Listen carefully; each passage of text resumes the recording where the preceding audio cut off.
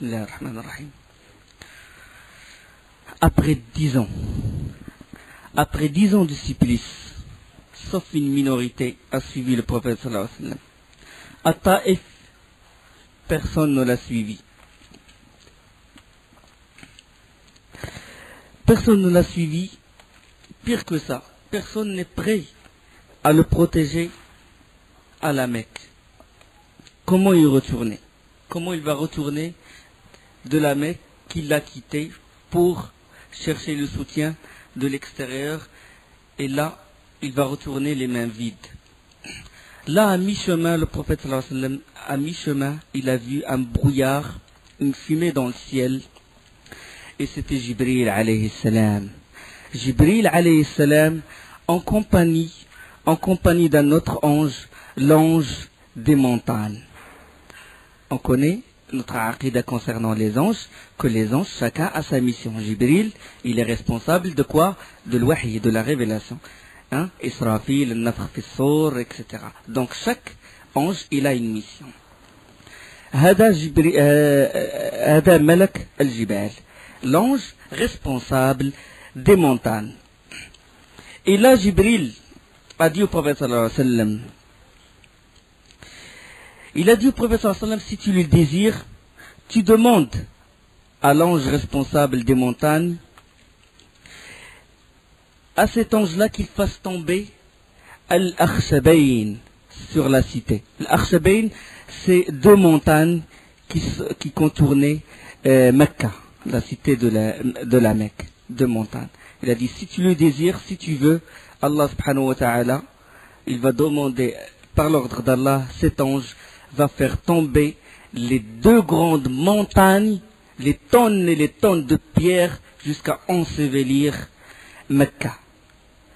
Le prophète sallallahu alayhi wa sallam a dit, non, je patiente,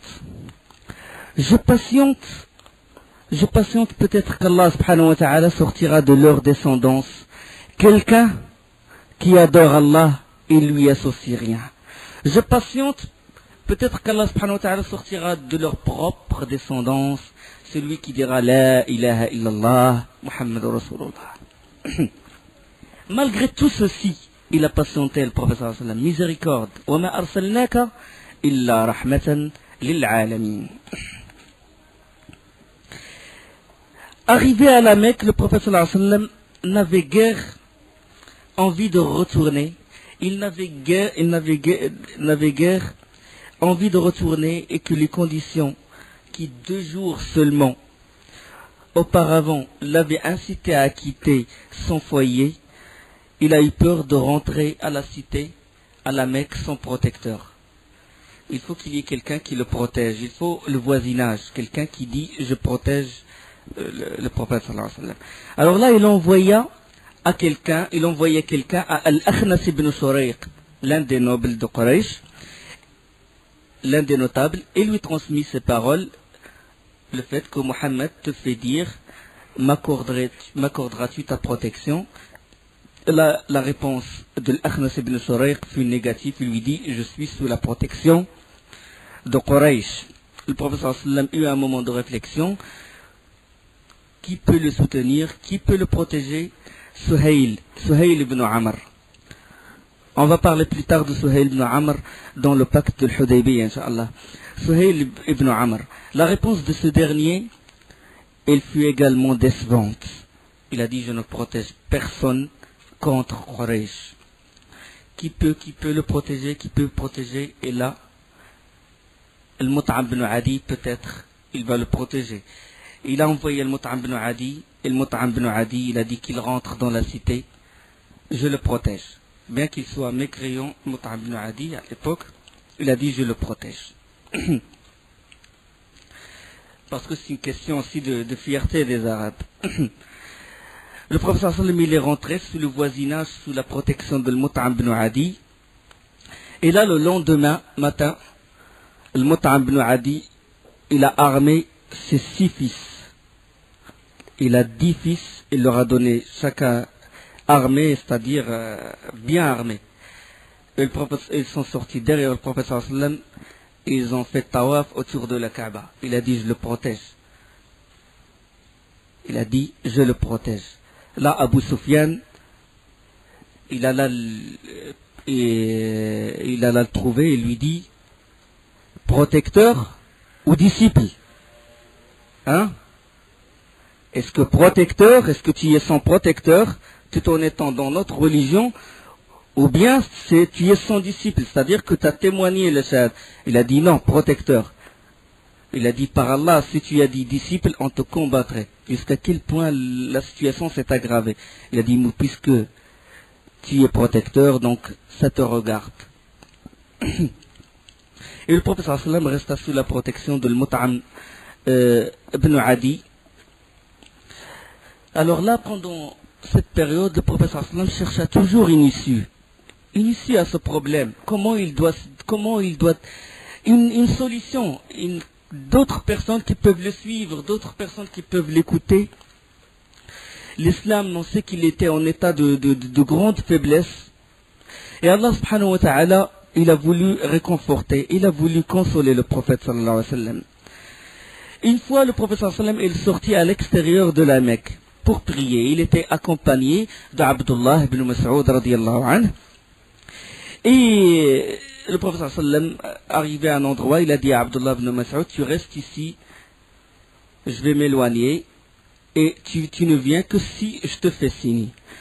Et le prophète sallallahu alayhi wa sallam s'est éloigné, commença à prier et à réciter le Coran. Il commença à réciter le Coran à haute voix. En ce moment-là, une troupe de djinns de Nusaybin, la région de Nusaybin, l'ont attribué à une certaine tribu. Cette troupe, elle vint à passer. Et les djinns, ils cherchaient sur terre, ils étaient tourmentés, ils étaient perturbés.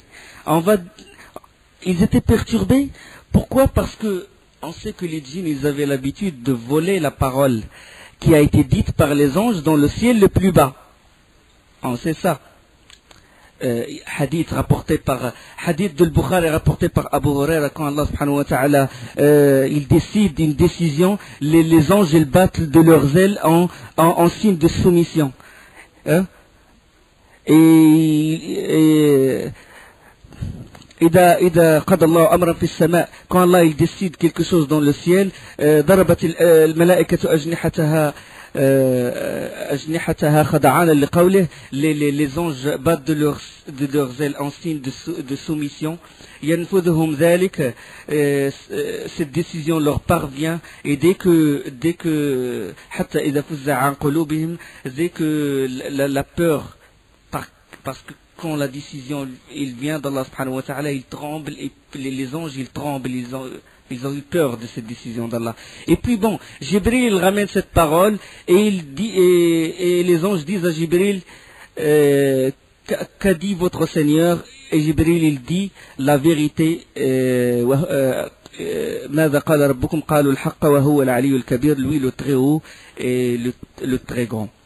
Hein? Et là, les anges du ciel le plus bas commencent à parler de la décision d'Allah subhanahu wa ta'ala. Ils disent, Allah il a décidé tel, il a décidé tel. Hein, dans le ciel le plus bas. Et alors là, les djinns, ils montent l'un sur l'autre, jusqu'à, ils attendent que cette parole, il soit dite entre les anges et ils la volent. Hein? Ils la volent. وَأَنَّا كُنَّا نَقْعُدُ منها مقاعد للسمع, وأن كنا نقعد منها مقاعد للسمع. Nous y prenions place pour écouter. Ça c'est dans Surat al-Jinn. C'est-à-dire ils attendent, ils scrutent s'il y a une parole, ils la disent.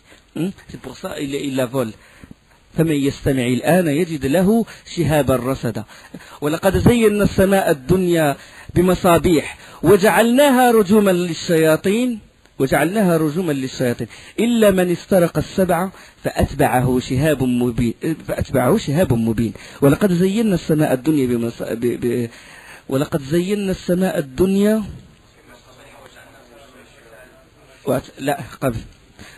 ولقد جعلنا في السماء بروجا وزيناها للناظرين وحفظناها من كل شيطان رجيم. Ça c'est Surat al-Hijr. Ce que vous avez évoqué c'est dans Surat al-Mulk.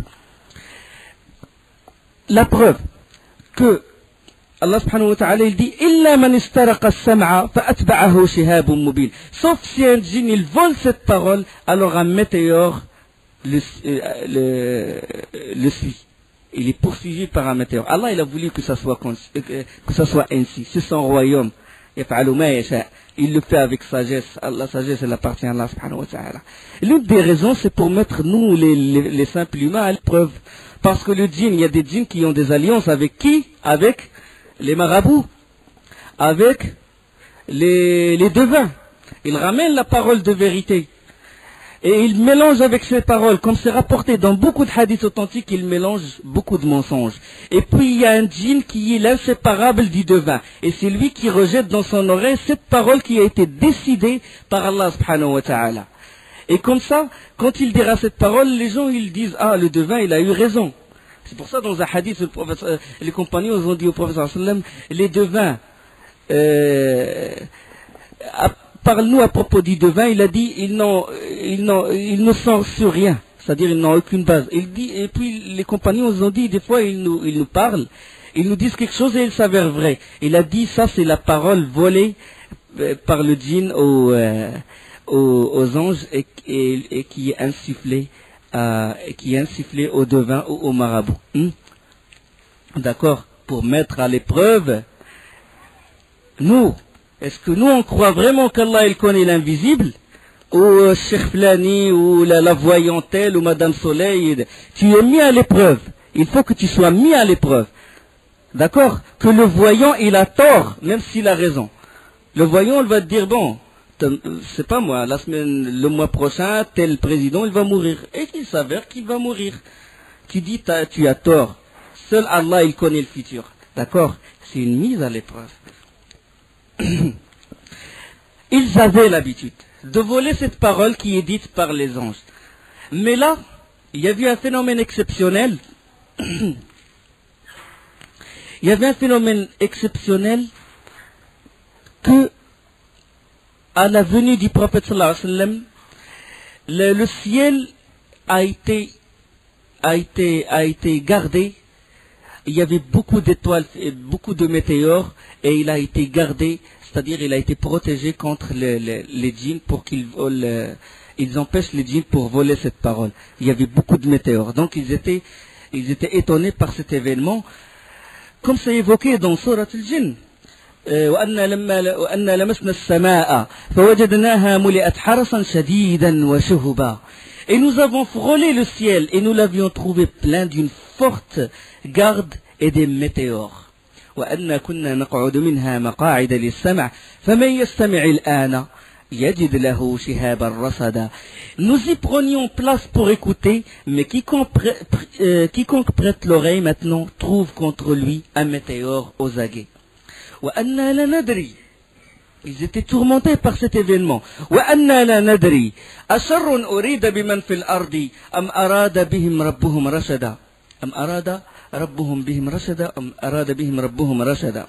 Nous ne savons pas si on veut, si dans le verset du Coran, nous ne savons pas si on veut du mal aux habitants de la terre ou si leur Seigneur veut les mettre sur le droit chemin. Donc les djinns, ils ont eu peur par un événement important. Ils ont dit un événement important, il a eu lieu sur cette terre. Ces djinns-là de Nusaybin, ils étaient en train de chercher la vérité, de chercher de scruter les lieux. Est-ce qu'il y a quelque chose, un signe qui explique cet événement dans le ciel?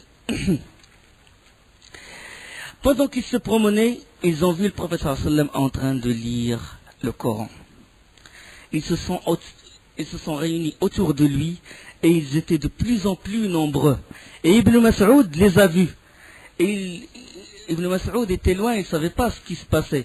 Puis il a voulu accourir, c'est-à-dire il a voulu venir près du prophète sallallahu alayhi wa sallam, et le prophète sallallahu alayhi wa sallam lui a fait signe de rester à sa place. Allah subhanahu wa ta'ala il parle de cet événement. وأنه لما قام عبد الله يدعوه كادوا يكونون عليه لبدا قل إنما أدعو ربي ولا أشرك به أحدا. Et quand le serviteur d'Allah s'est mis debout pour l'invoquer, ils faillirent se ruer en masse sur lui. Allah il parle de cet événement. Quand ils se sont rués les djinns autour du prophète sallallahu alayhi wa sallam. Dit la suite du verset, dans Surat al-Jinn, dit, je n'invoque que mon Seigneur et ne lui associe personne. Sur ce fait aussi, Allah subhanahu wa ta'ala, il l'a révélé. قل أوحي إلي أنه استمع نفر من الجن فقالوا إنا سمعنا قرآنا عجبا يهدي إلى الرشد فآمنا به ولن نشرك بربنا أحدا. Allah subhanahu wa ta'ala, il dit, à propos de cet événement, dit, il m'a été révélé qu'un groupe de djinns prêtèrent l'oreille, puis dirent, nous avons certes entendu une lecture merveilleuse qui guide vers la droiture, nous y avons cru, et nous n'associerons jamais personne à notre Seigneur. En vérité, notre Seigneur, que sa grandeur soit exaltée, ne s'est donné ni compagne, ni enfant. Ils ont cru à son message, les djinns. Nos frères les djinns, ils ont cru à son message. Parce qu'avant, Shaitan, il a égaré les djinns et les humains. Il a égaré les gens de sa propre génération. Parce que Shaitan, il fait partie des djinns. Iblis kana minal jinni fafasaqa an amri rabbih. Quand on a demandé aux anges de se prosterner devant Adam, sauf Iblis, il faisait partie des djinns, dans le verset de Surat al-Kahf. D'accord? C'est une preuve, si quelqu'un vous demande, Iblis, est-ce qu'il fait partie des djinns? Donnez-lui une preuve, la preuve elle se trouve dans Surat al-Kahf. Shaitan, alayhi la'natullah, sur lui la damnation d'Allah subhanahu wa ta'ala. Il a égaré beaucoup d'humains. Et il a égaré les djinns. Il leur a embelli le fait de prendre des associés avec Allah subhanahu wa ta'ala. Il leur a embelli shirk et l'égarement. Et là, les djinns, ils parlent de ça. Et ils disent, وَأَنَّهُ كَانَ يَقُولُ سَفِيهُنَا عَلَى اللَّهِ شَطَطًا. وَأَنَّهُ كَانَ يَقُولُ سَفِيهُنَا عَلَى اللَّهِ شَطَطًا. Notre insensé, parlant d'Iblis, disait des extravagances sur Allah. Et pourquoi ils l'ont cru au départ? Ils l'ont cru au départ parce qu'ils ne croyaient pas que les djinns et les humains peuvent dire des mensonges.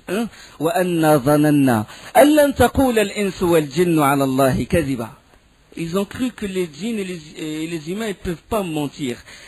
Et nous pensions que ni les humains ni les djinns ne sauraient jamais proférer de mensonges contre Allah.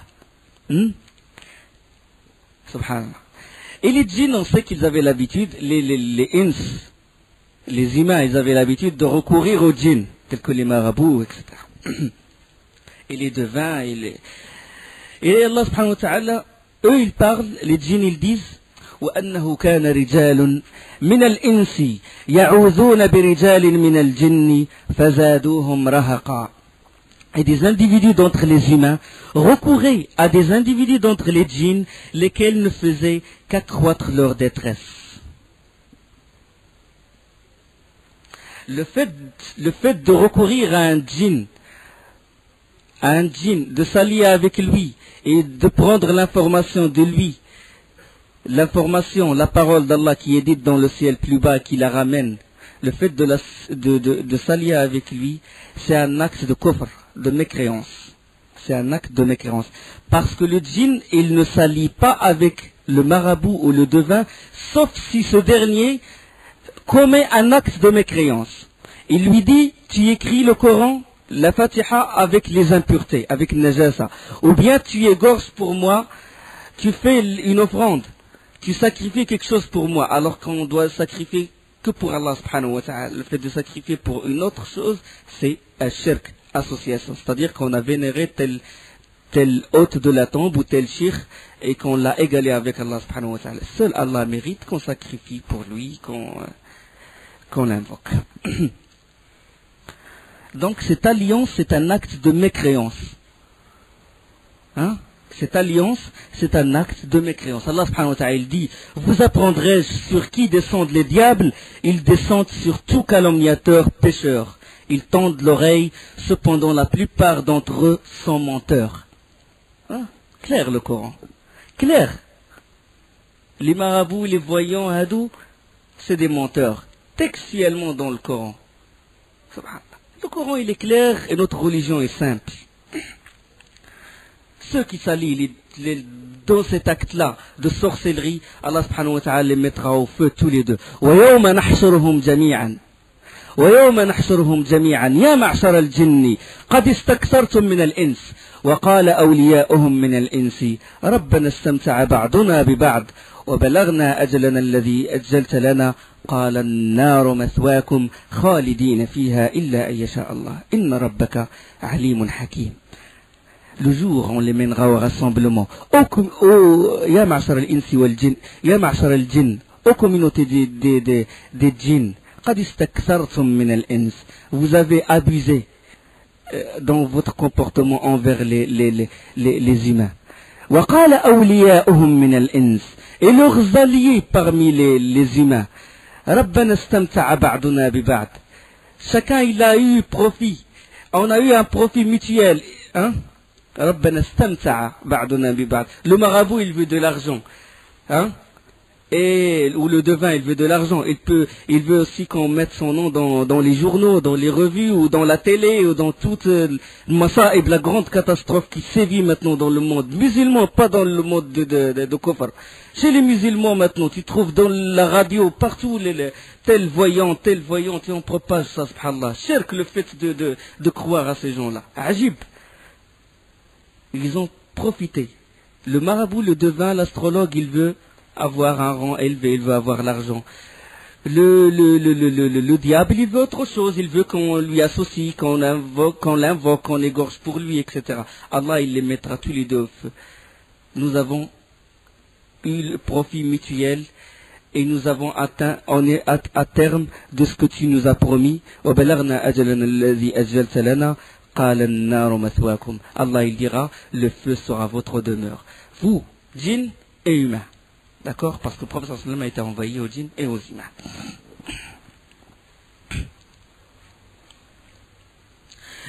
Les djinns de Nusaybin, après avoir écouté le Coran, ils ont embrassé l'islam.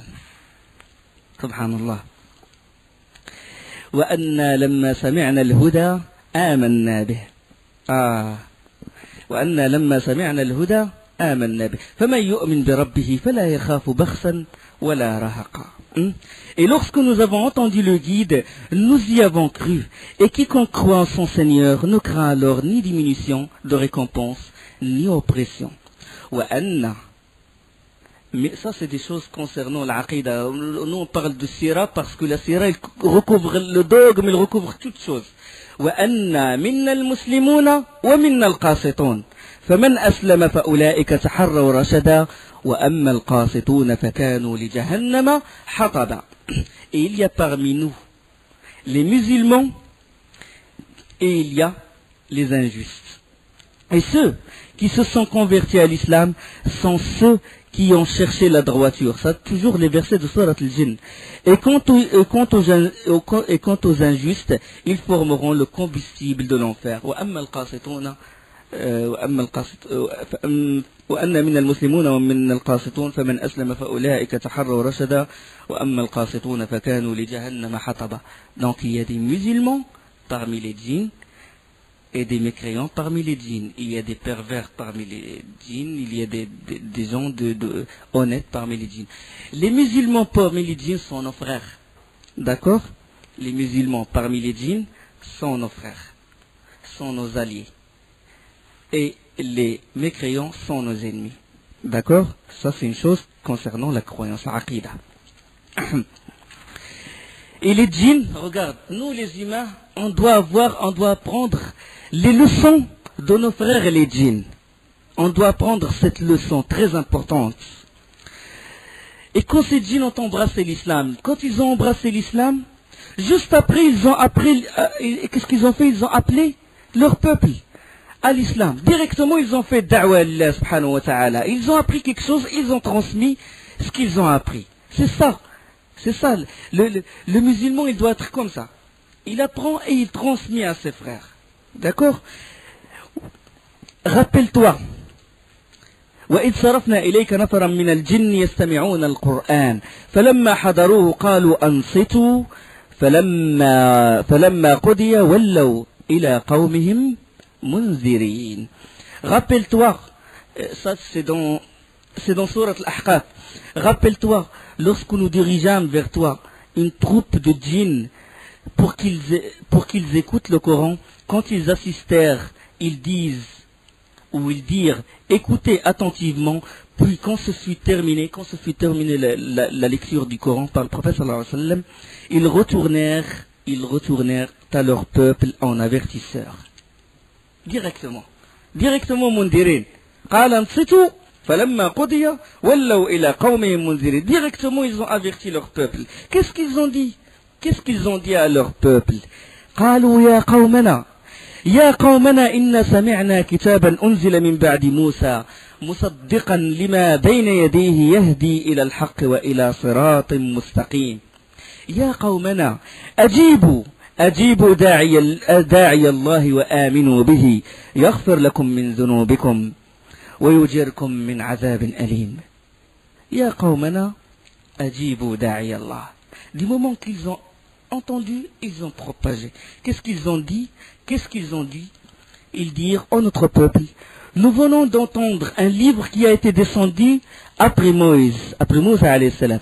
Confirmant ce qui l'a précédé, il guide vers la vérité et vers un chemin droit. Ô notre peuple, Ya qawmana, ô notre peuple, répondez au prédicateur d'Allah et croyez en lui. Il vous pardonnera vos péchés et vous protégera contre un châtiment douloureux. Exemple qu'on doit prendre de nos frères les djinns. Maintenant, qu'est-ce qui se passe? L'islam, il commence à se propager chez les djinns plus que chez les humains. Subhanallah, ajib al-amran. Les djinns commencent à accepter l'islam plus que les humains. Ils ont suivi le prophète sallallahu alayhi wa sallam. Donc c'est un réconfort du prophète sallallahu alayhi wa sallam, comme quoi il y aura toujours du monde qui te suive, il y aura toujours du monde qui suit ta sunna et qui invoque Allah et qui adore Allah subhanahu wa ta'ala sans rien lui associer. C'est une issue, c'est une bonne nouvelle de la conversion de ce groupe de djinns. Alors là, la pression pour étouffer cette propagation de l'islam, elle était forte à la Mecque. Elle était forte.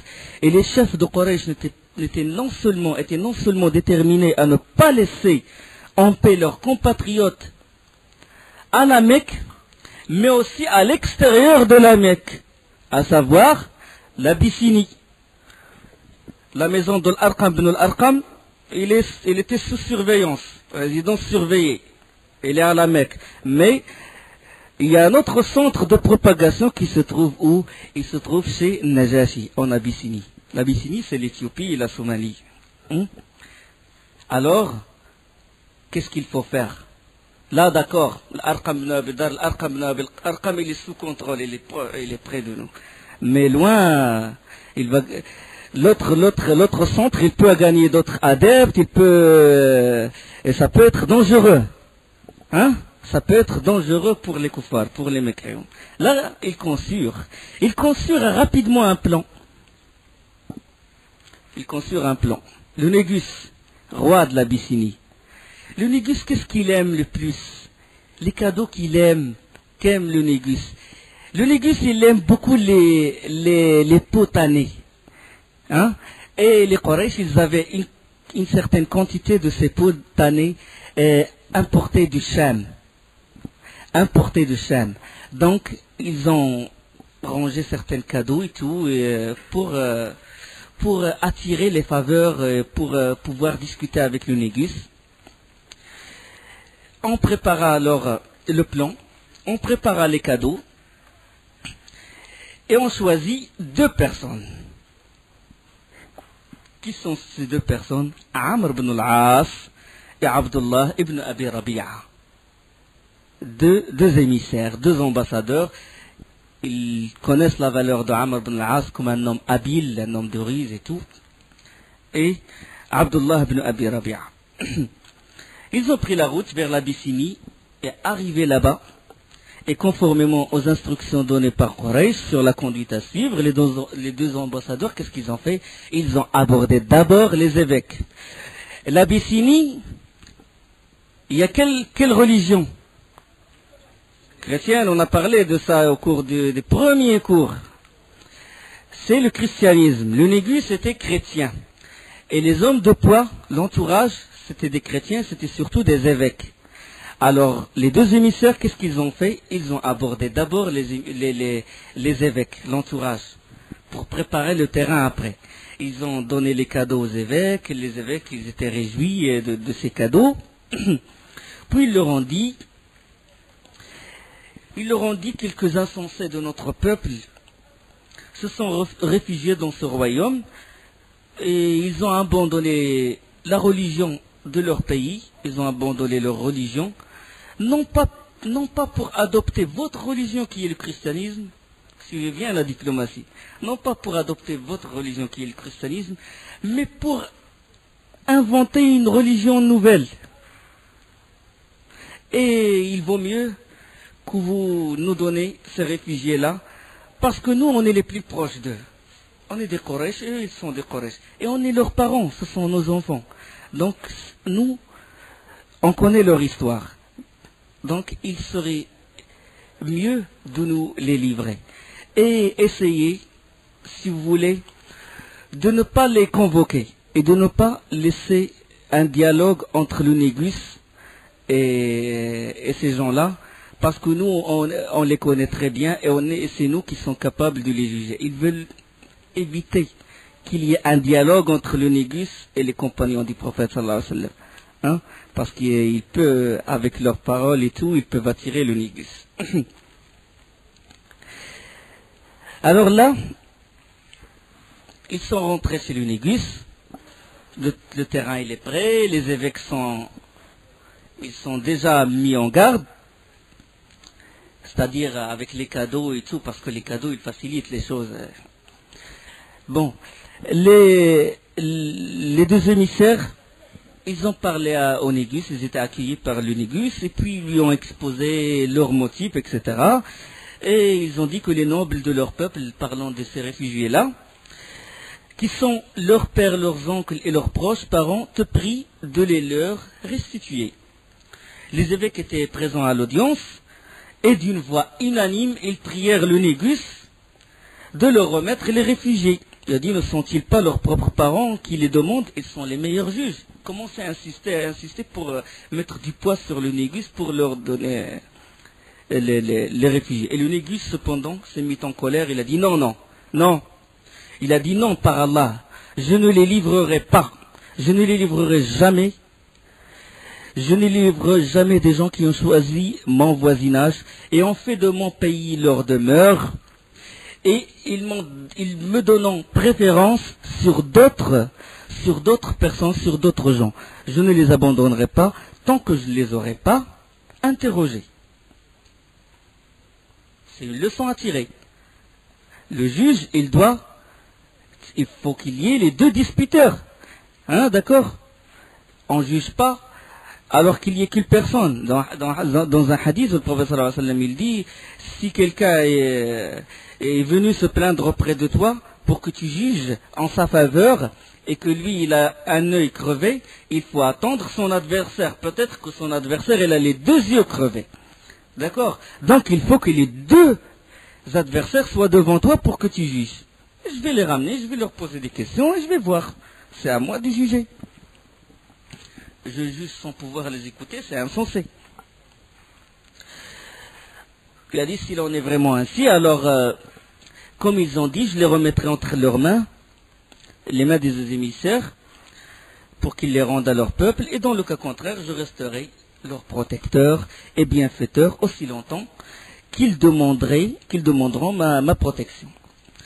Sur ce, alors, le Négus fit mander les compagnons du prophète sallallahu alayhi wa sallam et convoqua en assemblée ses évêques. Alors ceux-ci, ils apportèrent leurs livres, les livres saints, et ils ont étalé ça autour du trône du Négus. Là, les compagnons se sont consultés. Faut toujours la consultation. Ils se sont consultés avant d'affronter le Négus. Qu'est-ce qu'on fait? Qu'est-ce qu'on fait d'abord? On choisit un orateur, Ja'far ibn Abi Talib, radiyallahu anhu. Il avait comme on dit actuellement, le charisme, la présence, la personnalité, il choisit bien les mots. Et qu'est-ce qu'on va dire? Là, ils se sont engagés sur une chose. On ne dit que la vérité. Voilà. On va pas essayer de faire de faire des simulations, quoi que ce soit. On dit la vérité. Voilà. Parce que la vérité, c'est la vérité qui va nous sauver.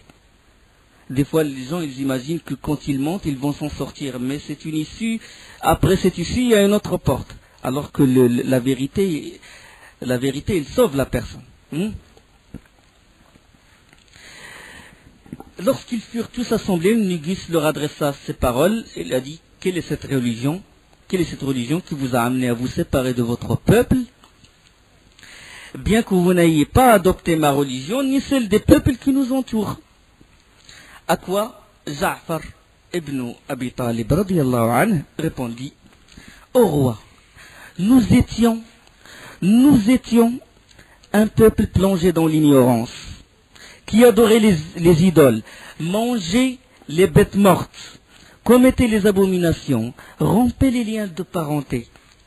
On traitait mal nos voisins, le plus fort parmi nous dévorait le plus faible, jusqu'à ce qu'Allah nous envoya un prophète issu de nous-mêmes, de bonne lignée. On connaît sa véracité, on connaît sa sincérité, on connaît sa fiabilité. Il nous a appelés à nous tourner vers Allah, subhanahu wa ta'ala, à attester son unicité. Il nous a ordonné de dire la vérité, de jeter les pierres et les idoles, de se désavouer de ces divinités-là, qu'adoraient nos parents, nos ancêtres, de tenir nos promesses, de respecter les liens de parenté et les droits de nos voisins, et de ne pas transgresser les interdits et de ne pas verser le sang. Il nous a interdit la turpitude et le faux témoignage, et il commença à énumérer les choses que le prophète sallallahu alayhi wa sallam a interdit et les bonnes valeurs que leur a recommandé le prophète sallallahu alayhi wa sallam. Il nous a recommandé d'adorer Allah, de faire la prière, de faire la zakat, etc. Il énuméra les prescriptions de l'islam, puis il dit, nous avons cru en lui. Quand il nous a recommandé ceci, nous avons cru en lui et à la vérité qu'il a annoncée, en tenant interdit ce qu'il a interdit et en adorant Allah subhanahu wa ta'ala. C'est pour ces raisons que nos gens se sont tournés contre nous. Ils nous ont persécutés pour nous faire renier notre religion et revenir à l'adoration d'Allah, à celle des idoles. Voilà pourquoi nous sommes venus dans ton pays préféré à tous les autres. Nous étions heureux sous ta protection et nous avons l'espoir, ô roi, qu'ici avec toi, il ne nous saura pas porter tort. Vous avez vu le choix des paroles. L'éloquence, elle a un effet. C'est pour ça qu'il faut choisir un jama'a et tout, choisir la personne qui a l'éloquence. Inna min al-bayani la sihran. Le professeur sallallahu alayhi wa sallam a dit, dans l'éloquence, il y a de l'envoûtement, il y a de l'attirance. Ça ne veut pas dire siha, ça veut dire quelque chose de mauvais. Non, mais de l'attirance, c'est l'un des moyens de da'wah pour attirer la personne. C'est autorisé. Donc l'éloquence, elle est très importante.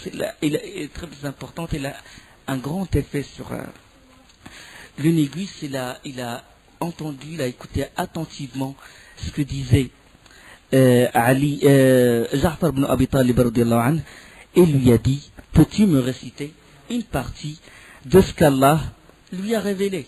Peux-tu me réciter une partie de ce qu'a révélé Allah à cette personne-là, à Muhammad sallallahu alayhi wa sallam? Bien volontiers répondu Ja'far ibn Abi Talib, et il récita plusieurs versets de la sourate Maryam. Bismillahir Rahmanir Rahim. كافها يا عين صاد ذكر رحمة ربك عبده زكريا إذ نادى ربه نداء خفيا قال رب إني وهن العظم مني واشتعل الرأس شيبا ولم أك بدعائك رب شقيا وإني خفت الموالي من ورائي وكانت امرأتي عاقرا. Et il commença à réciter les versets de sourate Maryam.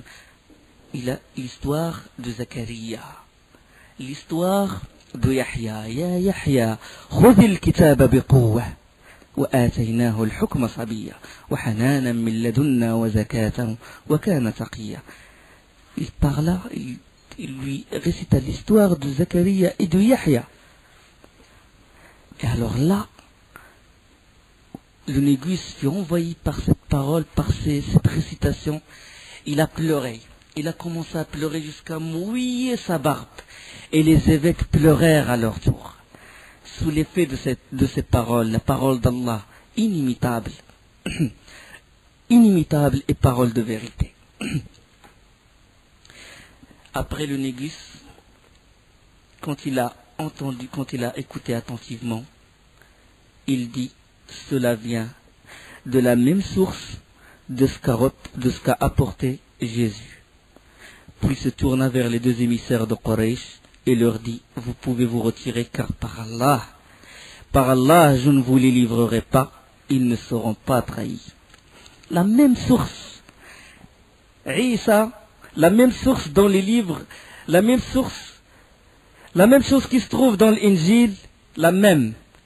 Ce qui a été révélé au prophète sallam, ce qui a été révélé à Isa, seulement avec un style coranique s'agissant du prophète sallam et avec un style de l'évangile s'agissant de Isa alayhi salam. Ça, style coranique s'agissant de Muhammad sallallahu alayhi wa sallam et un style de l'évangile s'agissant de Isa alayhi salam. Tout le hadith, il est authentique, il est rapporté, et c'est Salama radiyallahu anha qui rapporte l'histoire. Là, quand les deux se retirèrent, Amr ibn al-As, on sait que Amr ibn al-As est très habile et très rusé. Cette habileté, le prophète sallallahu alayhi wa sallam l'a reconnu, c'est-à-dire il a reconnu l'habilité du prophète sallallahu alayhi wa sallam. C'est pour ça qu'après, quand il s'est converti, il lui a donné des responsabilités dignes de cette habilité, dignes de son intelligence. Alors, Amr ibn al-As, il a dit à son compagnon, Abdullah ibn Abi Rabi'a, il a dit, par Allah, je reviendrai demain auprès du roi et lui annoncerai quelque chose qui coupera à la racine la jeune pousse de leur prospérité et leur séjour. Je vais tout casser.